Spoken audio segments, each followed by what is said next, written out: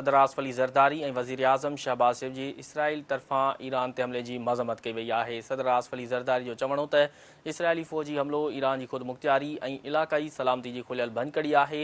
सदर आसिफ अली ज़रदारी जो चवणो त हमला गॾियल क़ौम जे चार्टर ऐं आलमी क़ानून जी बुनियादी उसूलनि जी बि भञकड़ी आहिनि।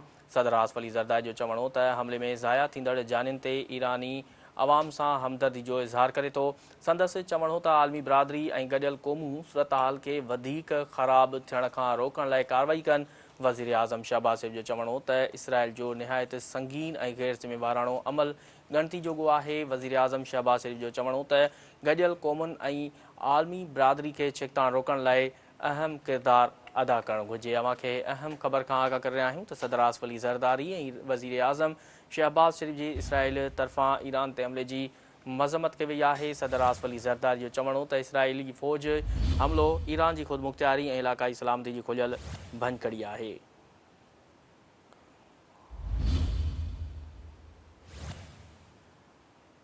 अहम ख़बर खां आगाह करे रहिया आहियूं त सदर आसिफ अली ज़रदारी ऐं वज़ीर आज़म शहबाज़ शरीफ़ इसराइली तरफ़ां ईरान ते हमले जी सख़्त लफ़्ज़नि में मज़म्मत कई वई आहे।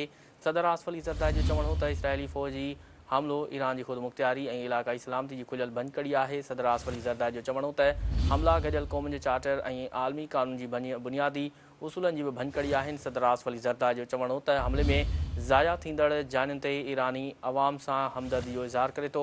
संदसि चवणो त आलमी बिरादरी ऐं गॾियल क़ौमूं सूरतहाल खे वधीक ख़राब थियण खां रोकण लाइ कार्रवाई कनि। वज़ीर आज़म शहबाज़ शरीफ़ चयो चवणो हो त इसराइल जो निहायत संगीन ऐं गैर ज़िम्मेवाराणो अमल ॻणती जोॻो आहे।